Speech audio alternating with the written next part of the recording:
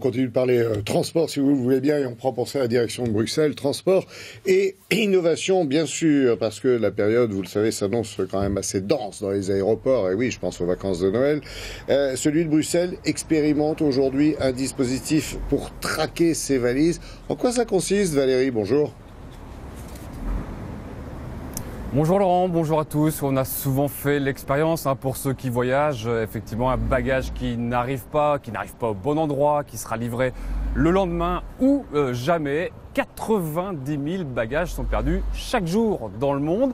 Alors très souvent il s'agit d'un problème de correspondance ou bien d'un mauvais aiguillage sur les tapis de bagages, et dans 95% des cas, les bagages sont retrouvés, ça laisse quand même 5% de perte. Alors on est pressé d'avoir un système de géolocalisation comme ça en direct qui permet quand même de pouvoir traquer son bagage. Il y a les prémices de cela ici à l'aéroport de Bruxelles, avec une puce fixée sur sa valise qui permet de savoir quand elle a atterri. Au moins, ce sont les prémices. C'est pas encore complètement abouti, mais c'est un bon début. Reportage à l'aéroport de Zaventem avec Lucas Cambizi et Clément Dalmar. Un stress indicible, le regard anxieux rivé sur le tapis à bagages. Les valises des autres qui défilent et la crainte que la sienne soit déjà égarée. Un mauvais moment qui appartiendra peut-être au passé. L'aéroport de Bruxelles propose un système de badge, le BiTag, pour localiser et traquer son bagage.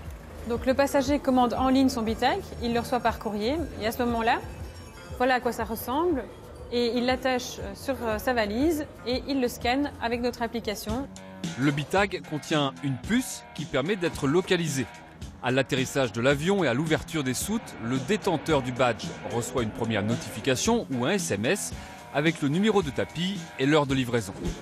On n'a pas encore le droit au suivi en temps réel par GPS dans les méandres de l'aéroport, mais à l'arrivée de sa valise sur le tapis, un deuxième message, cette fois individuel, est envoyé. L'aéroport espère séduire une clientèle d'habitués. En offrant en fait ce service, on permet au passager de calculer, je dirais un peu mieux, son temps d'attente entre le moment où il atterrit et le moment où il récupère son bagage ici, pour peut-être par exemple faire un peu de shopping, pour se rafraîchir simplement et pour prendre le temps avant d'arriver ici en tout cas. Un service payant, 8 € les deux badges, réutilisables à vie, mais détectables pour l'instant uniquement dans l'aéroport de Bruxelles. Alors ces voyageurs belges sont sceptiques.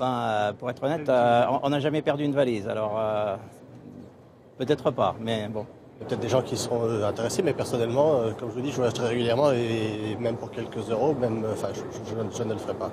Je pense que pour payer, non, je pense pas. Non. Pour les gens qui voyagent beaucoup, énormément, peut-être bien, mais je dis, nous, on voyage une fois par an. Un dispositif pourtant vu d'un bon œil par l'Association internationale des transporteurs aériens qui incite les autres aéroports à s'en doter.